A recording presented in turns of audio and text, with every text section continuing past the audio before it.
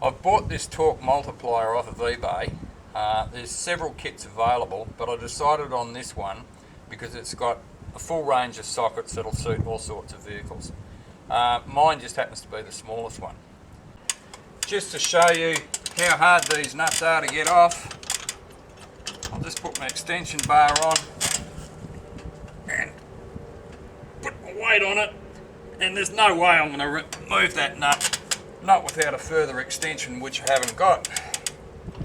So the next best thing is the Torque Multiplier, and I'll show you how easy it is with this. So firstly we need this, we need our socket. We'll put our socket on. We've got to get this part of the converter to rest up against another nut.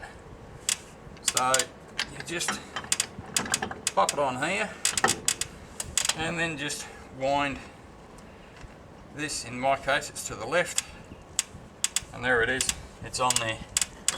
You grab our handle, put it on, and then you just wind it.